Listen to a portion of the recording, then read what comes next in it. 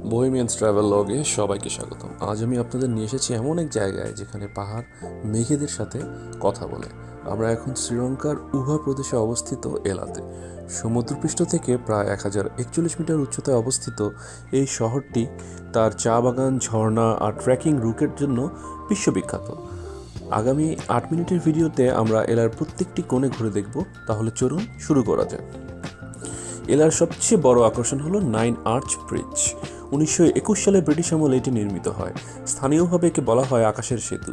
এর সবচেয়ে বড় বিষয় হলো এই বিশাল সেতুটি তৈরিতে কোনো স্টিল বা লোহার রড ব্যবহার করা হয়নি, কেবল ইট, পাথর আর সিমেন্ট দিয়ে তৈরি। প্রথম বিশ্বযুদ্ধের সময় স্টিলের যোগান বন্ধ হয়ে যাওয়ায় স্থানীয় প্রকৌশলী পিকে আপুহামি এই অনন্য নকশাটি তৈরি করেন। এটি 85 ফুট উঁচু এবং 300 ফুট লম্বা। ট্রেন আসার সঠিক সময় জেনে এখানে আসলে আপনি জীবনের অন্যতম সেরা ছবি ও ভিডিও করতে পারবেন।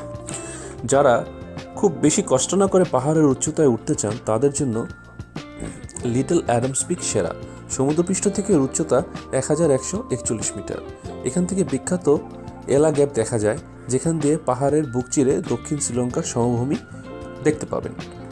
এলা গ্যাপ হলো কেন্দ্রীয় উচ্চভূমির এক বিশাল ফাটল, যা সরাসরি সমতলের সাথে পাহাড়কে যুক্ত করেছে। পরিষ্কার দিনে এখান থেকে ভারতের মহাসাগরও কিছুটা দেখা যেতে পারে। অ্যাড্রেনালিন প্রেমীদের জন্য আছে ফ্লাইং রাবান। এটি দক্ষিণ এশিয়ার অন্যতম দীর্ঘতম জিপ লাইন, যার দৈর্ঘ্য প্রায় 500 মিটার। ঘন্টায় 80 কিলোমিটার বেগে আপনি যখন চা বাগানের উপর দিয়ে উড়ে যাবেন, তখন মনে হবে আপনি সত্যি কোনো পাখি। এলা কেবল প্রাকৃতিক শহর নয়, এর সাথে জড়িয়ে আছে পৌরাণিক ইতিহাস। এটি রাবণ জলপ্রপাত। প্রায় 25 মিটার উঁচু এই ঝর্ণাটি শ্রীলঙ্কার অন্যতম জনপ্রিয় জলপ্রপাত। জনশ্রুতি আছে, রাবণ সীতাকে অপহরণ করার পর এই ঝর্ণার পিছনে এক গুহায় লুকিয়ে রেখেছিলেন, যা এখন রাবণ গুহা নামে পরিচিত। শ্রীলঙ্কার মানুষের কাছে এই পাহাড়গুলো অত্যন্ত পবিত্র এবং তারা মনে করে রাবণ রাজার আত্মা আজও এই অঞ্চলে ঘুরে বেড়াচ্ছে। এলা রক হলো এলার সবচেয়ে চ্যালেঞ্জিং টাস্ক।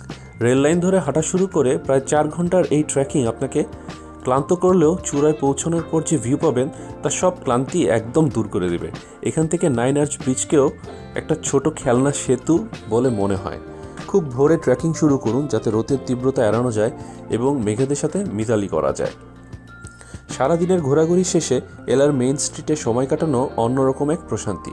এখানকার ক্যাফেগুলোতে বিশ্বের সব প্রান্তের পর্যটকের দেখা মেলে। আমি ট্রাই করেছি স্থানীয় কুট্টু রুটি আর 1 কাপ খাঁটি সিলান চা। এলার আবহাওয়া আর এই খাবারের কম্বিনেশন জাস্ট অসম। এলার সৌন্দর্য বুঝতে হলে ভূগোলটা বোঝাও জরুরি। এটি শ্রীলঙ্কার সেন্ট্রাল হাইল্যান্ডস বা কেন্দ্রীয় উচ্চভূমির দক্ষিণ